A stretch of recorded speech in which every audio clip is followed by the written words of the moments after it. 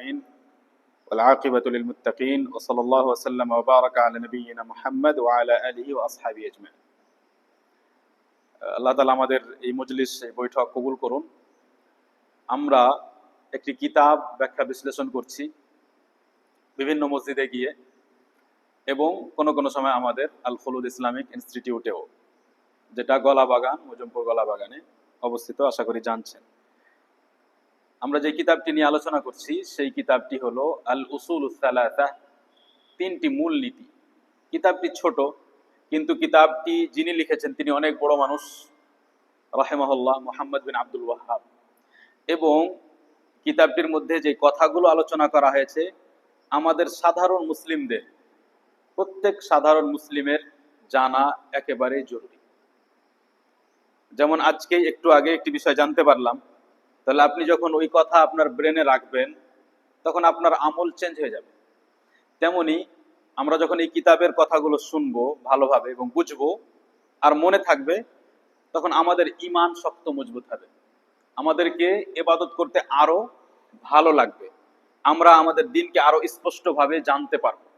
সেজন্য ইনশাআল্লাহ এই কিতাবের ব্যাখ্যা বিশ্লেষণ থেকে উপকৃত হবে। আমরা এর আগের দার্সে আলোচনা করেছি যে ঈমান, আমরা যে বলি যে আমরা ঈমান রাখি বা আল্লাহকে বিশ্বাস করি, আমার ঈমান আছে, এই ঈমানের 6টি রুকন আছে, এই ঈমানের 6টি স্তম্ভ আছে, মানে 6টি এমন অংশ, ওর মধ্যে যদি কোনো একটা অংশকে কেউ অস্বীকার করে তাহলে ঈমান শেষ। 5টি বিশ্বাস করছে আর 1টি করে না, তাহলে তার ঈমান নাই, সে মুসলমান থাকবে না। তাহলে এই 6টি বিষয় জানা জরুরি না জরুরি নয়? অত্যন্ত জরুরি। আপনি যদি না জেনে কোনো কারণে একটি অস্বীকার করেন, তবুও আপনার ঈমান পূর্ণ হলো না। আপনাকে 6টি বিষয়ের উপরে যখনই আপনি জানতে পারলেন যে 6টি বিষয় আছে, এই 1 2 3 4 5 6, আপনাকে পুরো 6টি বিষয় বিশ্বাস করতেই হবে।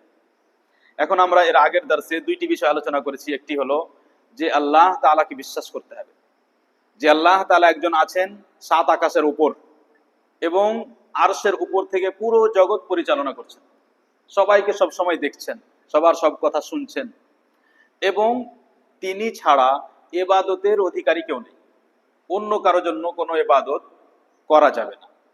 এবং তার বহু নাম ও গুণাবলী আছে, যেই নাম দ্বারা তাকে আমাদের ডাকা উচিত, দোয়া করা উচিত।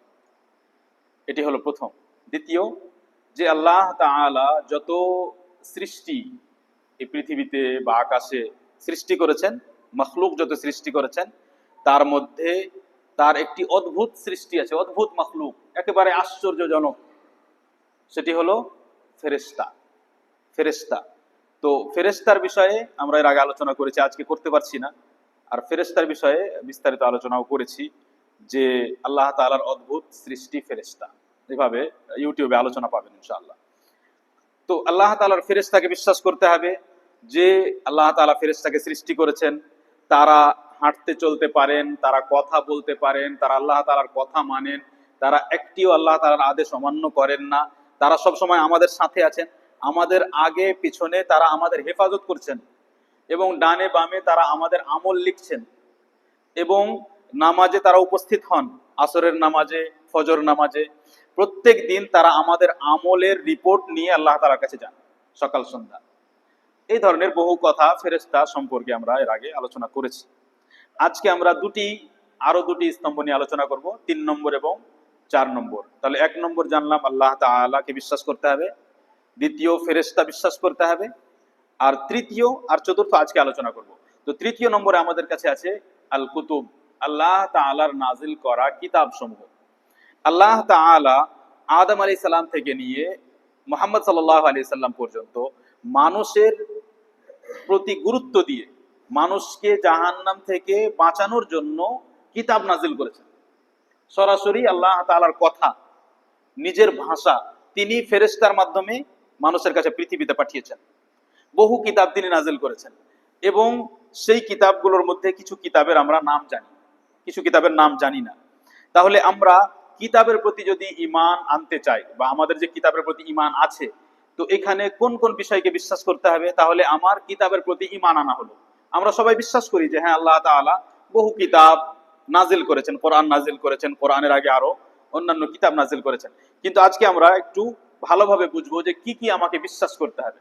সর্বপ্রথম আমাকে বিশ্বাস করতে হবে যে এই যত কিতাবের ব্যাপারে শুনেছি আলেম ওলামার কাছ থেকে, এই সব কিতাব আল্লাহ তাআলার পক্ষ থেকে নাজিল হয়েছে, অর্থাৎ তার কথা, তার কালাম ছিল সেই কিতাবগুলোতে। দ্বিতীয়, যেই কিতাবগুলোর নাম জানতে পেরেছি সেই কিতাবগুলোকে নামের সাথে বিশ্বাস করতে হবে। যেমন আমরা জানতে পেরেছি আল কোরআন, যেটি মুহাম্মদ সাল্লাল্লাহু আলাইহি সাল্লামকে দান করা হয়েছে। তার পূর্বে ঈসা আলাইহিস সালামকে দান করা হয়েছে ইনজিল। তার পূর্বে মুসা আলাইহিস সালামকে দান করা হয়েছে তাওরাত। এবং তার পূর্বে দাউদ আলাইহিস সালামকে দান করা হয়েছে জাবুর।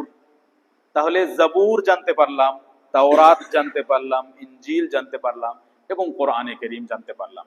এই কিতাবগুলো আল্লাহ তাআলা বিভিন্ন সময়ে বিভিন্ন নবীদের উপর নাজিল করেছেন। তাহলে আমাদেরকে নামের সাথে বিশ্বাস করতে হবে যে এই কিতাবগুলো আল্লাহ তাআলা নাজিল করেছেন।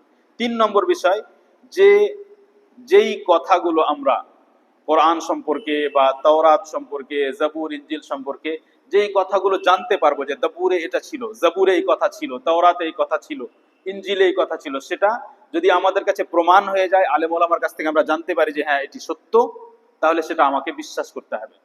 এবং কোরআনে কারীমে যত যা কিছু এসছে সব বিশ্বাস করতে হবে। 4 নম্বর, যে পূর্বের কিতাবগুলোতে অর্থাৎ তাওরাতে বা ইনজিলে বা জাবুরে কিছু এমন বিধান ছিল যে বিধানগুলো কোরআনে কারীমে বাকি আছে। অধিকাংশ বা প্রায় বিধান তাওরাতের, জাবুরের, ইনজিলের রহিত হয়ে গেছে, অর্থাৎ সেগুলোর উপরে এখন আর আমল করতে হবে না। সেগুলো ওই সময়ের লোকের জন্য ছিল, তাদের জন্য উপযোগী ছিল, তাদের সময়ে কিছু বিধান ছিল, এখন আর নেই। এখন আমাদেরকে বিশ্বাস করতে হবে, মানতে হবে কোনটা, যেটা কোরআনের মধ্যে আছে। কিন্তু কোরআনের মধ্যে কিছু বিধান এমন আছে, কিছু বহু কথা এমন আছে যেগুলো আগের কিতাবেও ছিল। যেমন একমাত্র আল্লাহ তাআলার ইবাদত, ইসলাম, যে আল্লাহ তাআলার আদেশ নিষেধ মানতে হবে। তো একমাত্র আল্লাহ তাআলার ইবাদত, এই আদেশ প্রত্যেক কিতাবে আল্লাহ তাআলা নাজিল করেছেন। আল্লাহ তাআলা বলছেন, ওয়ালাকাদ ওয়াসাইনাল্লাযীনা উতুল কিতাবা মিন ক্বাবলিকুম ওয়া ইয়্যাকুম আনিত্তাকুল্লাহ। আমি আদেশ করেছি তাদেরকেও যাদেরকে তোমাদের আগে কিতাব দেওয়া হয়েছিল, এবং তোমাদেরকেও আদেশ করেছি। তাহলে পূর্বের কিতাবেও যে আদেশ দেওয়া হয়েছে আর আমাদের কোরআনেও যে আদেশ দেওয়া হয়েছে সেটি কি? আনিত্তাকুল্লাহ, যে তোমরা আল্লাহ তাআলাকে ভয় করো। তাহলে আল্লাহ তাআলাকে ভয় করো এবং আল্লাহ তাআলার আদেশ নিষেধ মেনে চলো, এই কথাটি কোরআনেও ছিল, আছে, এবং কোরআনের পূর্বের কিতাবগুলোতেও আছে। তেমনি রজম করার বিষয়, যেমন কোনো মানুষ যদি বিবাহিত অবস্থায় জেনা করে, ব্যভিচার করে, তাহলে তাকে রজম করতে হবে। রজমের বিষয়ে একটি আয়াত আমাদের কোরআনে ছিল, কিন্তু এখন আয়াতটি নেই, আয়াতটি রহিত হয়েছে, অর্থাৎ তেলাওয়াত নেই আয়াতটির, কিন্তু আয়াতের বিধান বাকি আছে। কোরআনের পূর্বে তাওরাতেও রজমের আয়াত ছিল, এবং ইহুদিরা জানতো যে রজমের আয়াত তাওরাতে আছে, কিন্তু তারা লুকিয়ে রাখতো, তারা মানুষকে বলতো না। এবং রাসূল সাল্লাল্লাহু আলাইহি সাল্লাম যখন নবী হলেন এবং মদিনা পৌঁছালেন, তখন তাদেরকে ডেকে পাঠালেন যে তোমরা তাওরাত নিয়ে এসো আর দেখো যে সেখানে আছে কিনা রজমের আয়াত।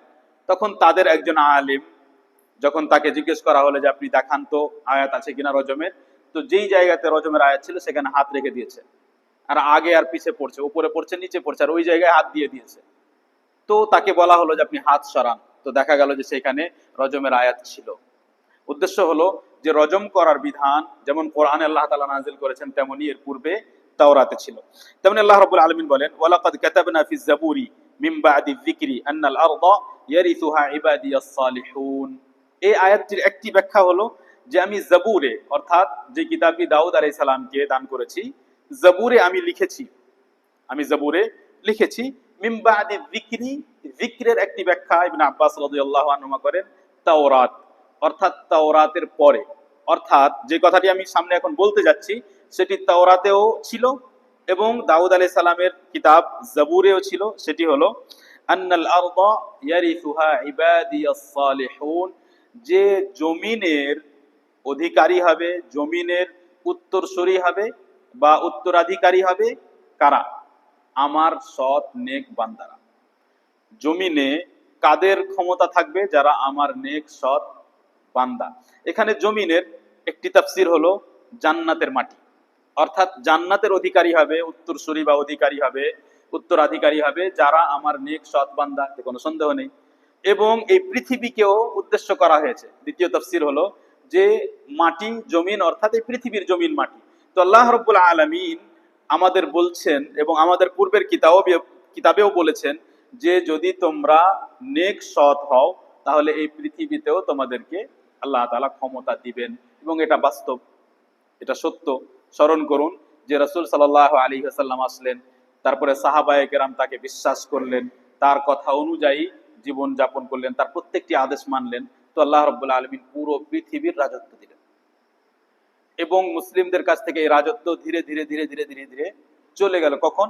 যখন তারা ধীরে ধীরে কোরআন ও হাদিসের বিধিবিধান ছাড়তে লাগলো। যেই পরিমাণ ছেড়েছে সেই অনুযায়ী তাদের সম্মান মর্যাদা কমে গেছে। আজ পর্যন্ত যখনই আপনি দেখবেন যে মুসলিমদের উপর সমস্যা আসছে, বিপদ আসছে, তখন বুঝে নিতে হবে যে আমাদের অধিকাংশ মুসলিমদের অবস্থা ভালো নয়। আমাদের অধিকাংশ মুসলিমদের অবস্থা হলো যে আমরা বাস্তবে মুসলিম নই, যার কারণেই আমাদের উপরে এত ধরনের সমস্যা। না হলে আল্লাহ রাব্বুল আলামিন ওয়াদা করেছেন যে পুরো পৃথিবীর ক্ষমতা আল্লাহ তাআলা দান করবেন। সেই জন্য শুনেছেন এর পূর্বে আশা করি যে ঈসা আলাইহিস সালাম আসবেন, এবং কিছু বছর এমন পার হবে, ঈসা আলাইহিস সালাম যখন আসবেন আবার আকাশ থেকে নেমে আসবেন, তো কিছু বছর এমন পার হবে যে পুরো পৃথিবীতে অমুসলিম থাকবে না। পুরো পৃথিবীতে কেউ অমুসলিম থাকবে না, সবাই নেক সৎ বান্দা হয়ে যাবে। তখন কাদের ক্ষমতা থাকবে? ঈসা আলাইহিস সালাম এবং তার অনুসারী পুরো পৃথিবীতে তাদের ক্ষমতা থাকবে। উদ্দেশ্য হলো যে আমরা যদি চাই যে সম্মান ও মর্যাদার সাথে জীবন যাপন করব, তাহলে আমাদেরকে কোরআন ও হাদিস এর বিধি বিধান মেনেই চলতে হবে। আল্লাহ রাব্বুল আলামিন আমাদের এই কোরআনে কারীমকে, এই কিতাবকে বিশেষ একটি সম্মান দিয়েছেন। সেটি হলো যে এই কোরআনে কারীম পূর্বের সমস্ত কিতাবের উপর তদারককারী। কোরআনে কারীম ফয়সালা করবে, কোরআনে কারীম ফয়সালা করবে যে কোনটি বিধান বাকি থাকবে, কোনটি বাদ হবে। তাহলে এটা কত বড় সম্মান আল্লাহ রাব্বুল আলামিন আমাদের কিতাব কোরআনে কারীমকে দিয়েছেন। কোরআনে কারীম ফয়সালা করবে এবং বলবে যে পূর্বের অমুক অমুক কিতাবে এই এই বিধান চেঞ্জ করে দেওয়া হয়েছে। তাহলে পরবর্তীতে যখন কোরআনে কারীম আসলো, কোরআনে কারীমের সময়ে যারা ছিল ইহুদি, খ্রিস্টান, নাসারা, এরা বলতো যে আমাদের কিতাবে এটা আছে, আমাদের কিতাবে এটা আছে। কোরআনে কারীম বলছে যে না, তোমাদের কিতাবে এই যে কথা লেখা আছে এটা তোমরা নিজেরা লিখেছো, এটা আল্লাহ তাআলা নাজিল করেননি। তাহলে কোরআনে কারীম জাজের মতো, বিচারক, ফয়সালা করবে যে কোনটি তোমাদের কিতাবে কোনটি ঠিক আছে, কোনটি ভুল আছে। এবং কোরআনে কারীম এতটা অধিকার রাখে যে কোনটি বিধান থাকবে আর কোনটি বিধান বাদ হয়ে যাবে কিয়ামত পর্যন্ত। তাহলে এত গুরুত্বপূর্ণ কিতাব আল্লাহ তাআলা কাদেরকে দান করেছেন? আমাদেরকে দান করেছেন। এবং এটি আমাদের জন্য সৌভাগ্য যে আল্লাহ রাব্বুল আলামিন এই কিতাবের জন্য আমাদেরকে বাছাই করেছেন, এবং নবী সাল্লাল্লাহু আলাইহি সাল্লাম কিতাব দান করেছেন যিনি সর্বোত্তম নবী, এবং আমাদেরকে এই কিতাব দান করেছেন মুহাম্মদ সাল্লাল্লাহু আলাইহি সাল্লামের উম্মতকে, যেই উম্মতকে আল্লাহ রাব্বুল আলামিন বলেন সর্বোত্তম উম্মত। তাহলে কিতাবও সর্বোত্তম, নবীও সর্বোত্তম, আর উম্মতও সর্বোত্তম। এমনকি প্রত্যেকটি কথা যার সম্পর্ক কোরআনের সাথে আছে সব সর্বোত্তম। রমাজান মাসে নাজিল হয়েছে সর্বোত্তম মাস, মক্কায় নাজিল হয়েছে সবচাইতে প্রিয় জায়গা আল্লাহ রাব্বুল আলামিনের কাছে মক্কা, এবং যেই ফেরেশতার মাধ্যমে কোরআন নাজিল হয়েছে তিনি সমস্ত ফেরেশতার মধ্যে সর্বোত্তম, জিবরিল আলাইহিস সালাম। তাহলে এই কোরআনে কারীমের প্রতি আমাদেরকে বিশেষ গুরুত্ব দেওয়া উচিত, উচিত না উচিত নয়? কোরআনের প্রতি বিশেষ গুরুত্ব দেওয়া উচিত। আমাদের যাদের একটু একটু বয়স, ভালোই বয়স হয়ে গেছে অনেকজনের, বা কারো হয়তো মাঝামাঝি বয়সে আমরা আছি, আমাদেরকেও চেষ্টা করা উচিত যে আমরা একটু কোরআনের সাথে নিজের সম্পর্ক তৈরি করি। একটা কোরআন কিনি, একটু খুলে দেখি, মাঝে মধ্যে এমনি খুলি, ধরেন পড়তে জানেন না, একটু খুলেই দেখেন কেমন লাগে, ভিতরে কি আছে, অক্ষরগুলো দেখি, যাতে হয়তো একটু মনের মধ্যে যদি পড়ার আগ্রহ চলে আসে, তখন একজন কোনো ইমাম সাহেবকে ধরলাম, কোনো মাওলানা সাহেবকে ধরলাম, একটু চেষ্টা করলাম, তারপর একটু একটু পড়তে লাগলাম। আপনি দেখবেন যেদিন থেকে আপনি কোরআন পড়তে লেগেছেন সেদিন থেকে আপনার মনে হবে যে আপনি নতুন জীবন পেলেন। এই লাইনটা মনে রাখবেন, যেদিন থেকে আপনি কোরআন পড়তে লেগেছেন দেখে দেখে, সেদিন থেকে আপনার মনে হবে যে আপনি একটা নতুন জীবন পেলেন। এর আগে অন্য একটা জীবন কাটাচ্ছিলেন, এখন একটি নতুন জীবন পেলেন। আল্লাহ তাআলা আমাদেরকে তৌফিক দান করুন। আল্লাহ তাআলা বলছেন ওয়া আনজালনা ইলাইকাল কিতাবা বিল হাক্কি মুসাদ্দিকাল লিমা বাইনা ইয়াদাইহি মিনাল কিতাবি ওয়া মুহাইমিনান আলাইহি। হে নবী সাল্লাল্লাহু আলাইহি ওয়াসাল্লাম, আমি আপনাকে যে কিতাব দিয়েছি কোরআনে কারীম, এই কিতাব পূর্বের কিতাবগুলোর সত্যায়ন করে, যে পূর্বের কিতাবে কোনটি কথা ঠিক আছে কোনটি কথা ভুল আছে। এবং এই কিতাব পূর্বের কিতাবের তদারক করে যে কোনটি বিধান থাকবে এবং কোনটি বিধান রহিত বা বাতিল হয়ে যাবে। একজন যদি আল্লাহ রাব্বুল আলামিনের নাজিল করা এই কিতাবগুলোর প্রতি ঈমান রাখে, তাহলে লাভ কি হবে? সে কি অনুভব করবে? সে অনুভব করবে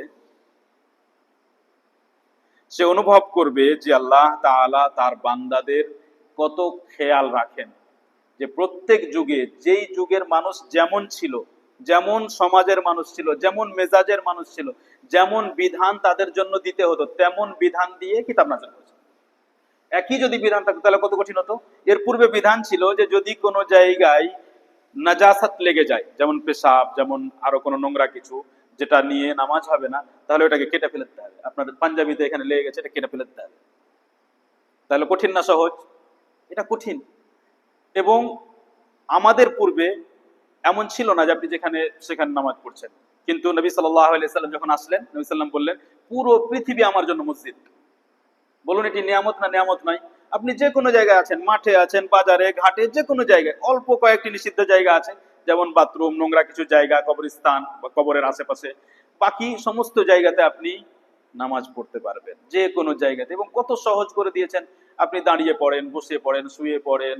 কোনো সময় আপনি কেবলা জানতে পারছেন না যে কোন দিকে কেবলা আছে, সমস্যা নেই, যেদিকে মনে হচ্ছে সেদিকেই পড়ে নেন। তাহলে পুরো আমাদের এই দিনকে আল্লাহ রাব্বুল আলামিন সহজ করে দিয়েছেন। তাহলে আল্লাহ রাব্বুল আলামিন প্রত্যেক যুগের মানুষের উপর বিশেষ লক্ষ্য রেখেছেন। দ্বিতীয়, আমরা জানতে পারবো যে আল্লাহ রাব্বুল আলামিন কোনো কাজ অহেতু করেন না, কোনো কারণ ছাড়া না। প্রত্যেক কাজের হিকমত আছে। এক সময় এই বিধান দিলেন, এক সময় এই বিধান দিলেন। এক সময় যখন মানুষ কিছু অবাধ্যতা করেছিল, তখন তাদের জন্য চর্বি হারাম করে দিয়েছিলেন। চর্বি খেতে পাবে না, মাংস খাও, চর্বি খেতে পাবে না। তাহলে এটা কঠিন না সহজ? কঠিন। এবং চর্বি শুধু কোনটা খেতে পারবে? যেটা হাড়ে লেগে আছে বা মাংসের সাথে একটু লেগে আছে, বাকি খেতে পারবেন।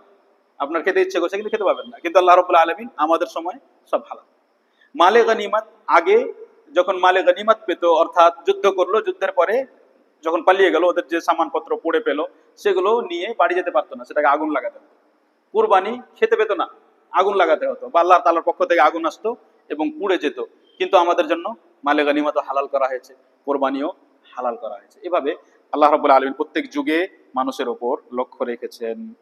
দ্বিতীয় বিষয় সংক্ষেপে আলোচনা করব এবং অত্যন্ত গুরুত্বপূর্ণ, যে আমাদেরকে যেই 6টি বিষয়ের ওপর ঈমান রাখতে হবে, 3টি জানতে পারলাম।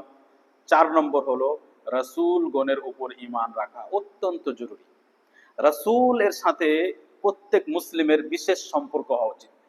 প্রত্যেক রাসূলের জন্য অন্তরে বিশেষ স্থান থাকা উচিত, যে যখনই কোনো রাসূলের নাম আসবে, তখন যেন তার চাইতে আর কোনো ভালো মানুষ হতে পারে এরকম ব্রেনে কথা না আসে, বরং তিনি হলেন সর্বোত্তম, তিনি হলেন সবচেয়ে ভালো, সবচেয়ে জ্ঞানী। এবং আমি রাসূলের মতো হব, আমি রাসূলদের অনুকরণ করব, এবং এতে আনন্দিত হব যে আমি রাসূলদের কথা অনুযায়ী চলছি, রাসূলদের পদ্ধতি অনুযায়ী চলছি। রাসূল আল্লাহ রাব্বুল আলামিন প্রত্যেক যুগে নূহ আলাইহিস সালাম থেকে নিয়ে মুহাম্মদ সাল্লাল্লাহু আলাইহি সাল্লাম পর্যন্ত রাসূল প্রেরণ করেছেন, এবং তার পূর্বে আর তারপরেও নবীও প্রেরণ করেছেন। আমাদের কাছে দুটি শব্দ আছে, একটি হলো নবী, একটি হলো রাসূল। এখন নবী কাকে বলে, রাসূল কাকে বলে, এই বিষয়ে আলেম ওলামার কথা আছে। যেহেতু আমরা সাধারণ মানুষ, তো আমরা একটু সহজভাবে বুঝতে চাচ্ছি। এতটা মনে রাখতে হবে যে রাসূল নবীর চাইতে বিশিষ্ট, মানে রাসূল স্পেশাল, আর নবীর স্থান রাসূলের পরে। যাকে বলা হবে যে তিনি রাসূল, তাহলে তিনি অবশ্যই নবীও। যিনি যিনি রাসূল তিনি নবীও। কিন্তু যদি বলা হয় যে তিনি শুধু নবী, তাহলে হতে পারে যে তিনি রাসূল নন, কিন্তু শুধু নবী। ঠিক আছে? তো রাসূল এবং নবীর মধ্যে রাসূলের স্থান বেশি উঁচু। তো রাসূল এবং নবী আল্লাহ রাব্বুল আলামিন আদম আলাইহিস সালাম থেকে নিয়ে মুহাম্মদ সাল্লাল্লাহু আলাইহি সাল্লাম পর্যন্ত বহু রাসূল এবং নবী প্রেরণ করেছেন। এবং তাদের মধ্যে 25 জনের নাম কোরআনের মধ্যে এসেছে। 18 জনের নাম একই সাথে সূরা আনআমে এসেছে। 18 জন রাসূল নবীর নাম একই সাথে সূরা আনআমে এসেছে। রাসূল গণের মধ্যে 5 জন রাসূলকে উলুল আজম বলা হয়েছে। উলুল আজম মানে দৃঢ় প্রতিজ্ঞ রাসূলগণ, অর্থাৎ যাদের বিশ্বাস বাকিদের তুলনায় আরো বেশি ছিল, তারা আরো স্পেশাল। রাসূলদের মধ্যেও স্পেশাল 5 জন, এবং তারা বেশি ধৈর্য ধারণ করেছেন। তাদের জাতিরা তাদেরকে বেশি বিপদের মুখে ফেলেছে এবং তারা বেশি ধৈর্য ধারণ করেছেন, সেজন্য তাদেরকে বিশেষ সম্মান আল্লাহ তাআলা দিয়েছেন এবং তাদেরকে উলুল আজম বলেছেন। উলুল আজম উলুল আজম রাসূল হলেন 5 জন। সর্বপ্রথম নূহ আলাইহিস সালাম, সর্বপ্রথম নূহ আলাইহিস সালাম, তারপর মুসা আলাইহিস সালাম, তারপর ঈসা আলাইহিস সালাম, ইব্রাহিম আলাইহিস সালাম এবং মুহাম্মদ সাল্লাল্লাহু আলাইহি সাল্লাম। নূহ, ইব্রাহিম, মুসা, ঈসা, মুহাম্মদ সাল্লাল্লাহু আলাইহি ওয়াসাল্লাম। তাহলে 5 জন রাসূল আমাদের কাছে আছেন। এরা হলেন উলুল আজম এবং এদের বহু কথা আল্লাহ তাআলা কোরআনে আলোচনা করেছেন। নূহ আলাইহিস সালাম 950 বছর ধরে জাতিকে বোঝাতে থেকেছেন, 950 বছর। ইব্রাহিম আলাইহিস সালামকে আগুনে নিক্ষেপ করা হয়েছে, সরাসরি জীবিত মানুষকে আগুনে নিক্ষেপ করা হয়েছে। মুসা আলাইহিস সালামকে কষ্ট করতে হয়েছে, মুসা আলাইহিস সালামকে পালাতে হয়েছে।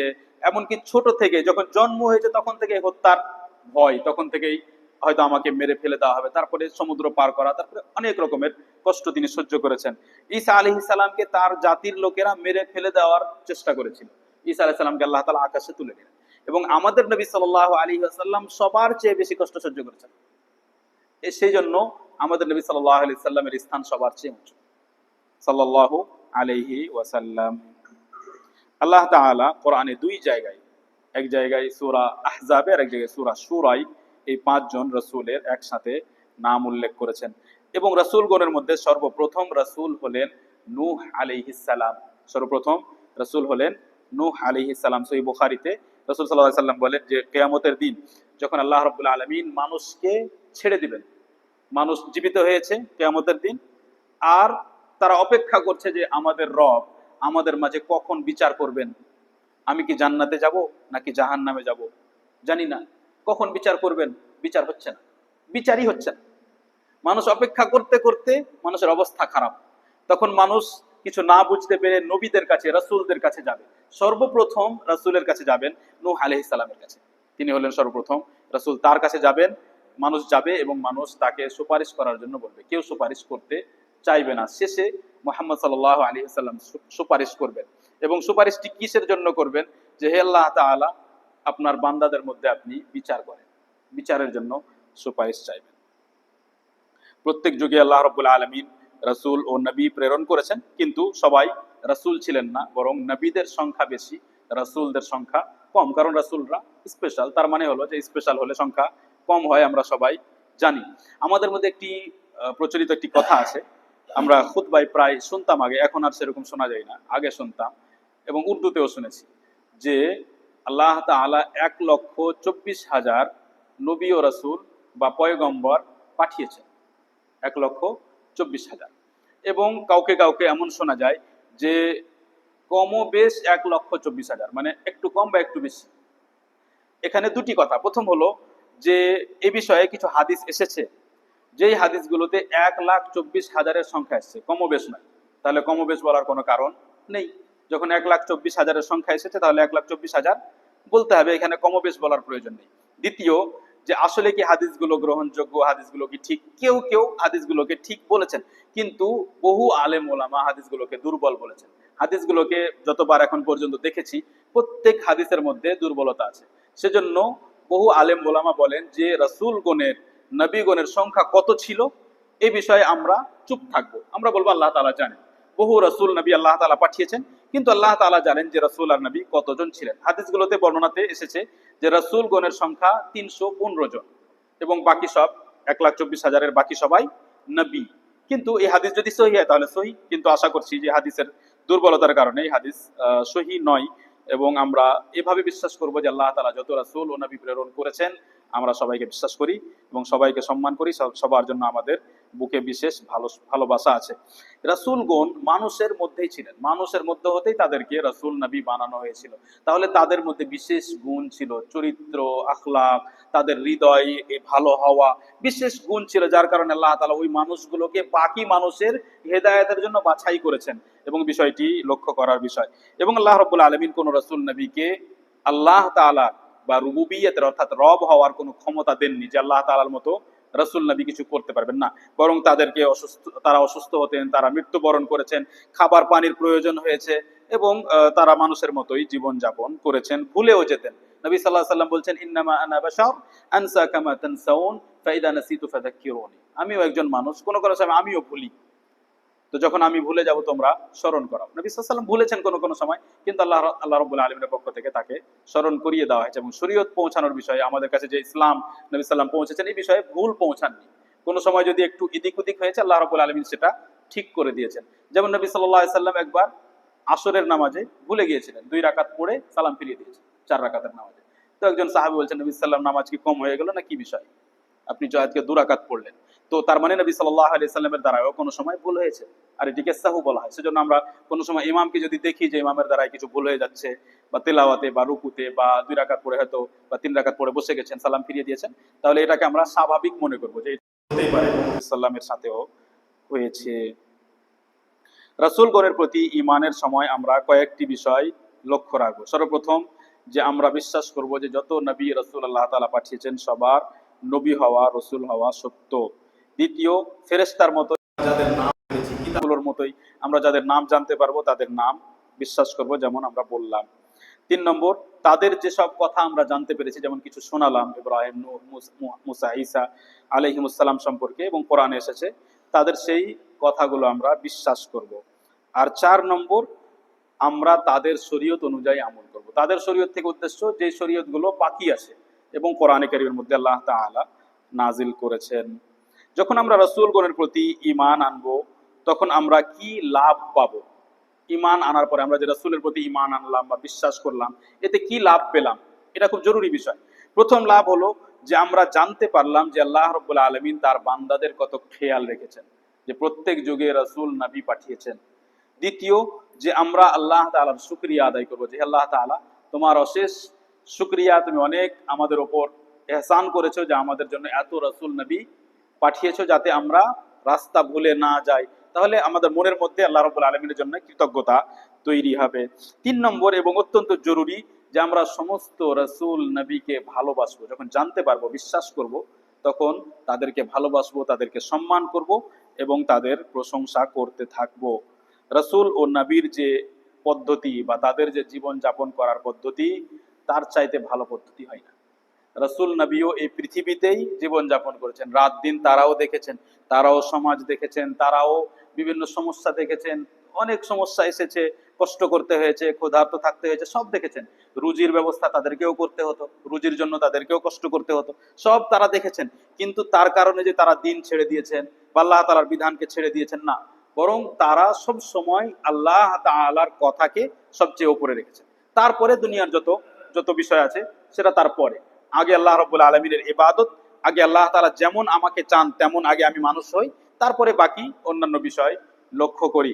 সেজন্য আমাদেরকে চেষ্টা করতে হবে যে আমরাও রাসূলগণের অনুসরণ করব। আমাদের ছেলেদেরকে, মেয়েদেরকে রাসূলদের ব্যাপারে বলবো, একটু একটু করে হলেও রাসূলদের ব্যাপারে শোনাবো, যাতে ছেলে মেয়ের মধ্যে রাসূলের ভালোবাসা তৈরি হয়। যেন সে যখন বড় হবে সে যেন বলে যে আমি রাসূলের মতো হব, আমি নবী সাল্লাল্লাহু আলাইহি ওয়াসাল্লামের মতো হব। তিনি কিভাবে হাঁটতেন, তিনি কিভাবে কথা বলতেন, তিনি কেমন করতেন, তিনি কিভাবে নামাজ পড়তেন, আমি নবীর মতো হতে চাই। এত ভালোবাসা তাদের মধ্যে তৈরি করে দিতে হবে রাসূল এবং নবীদের ব্যাপারে, যাতে তারা রাসূল ও নবীর অনুকরণ করতে চায়। আল্লাহ তাআলা আমাদের সকলকে তৌফিক দান করুন। জাযাকুমুল্লাহু খায়রা। আল্লাহ তাআলা আমাদের এই মজলিস কবুল করুন। সাল্লাল্লাহু আলাইহি ওয়া সাল্লাম ওয়া বারাকা আলা নবিয়িনা মুহাম্মদ ওয়া আলা আলিহি ওয়া আসহাবিহি আজমাইন। আসসালামু আলাইকুম ওয়া রাহমাতুল্লাহ।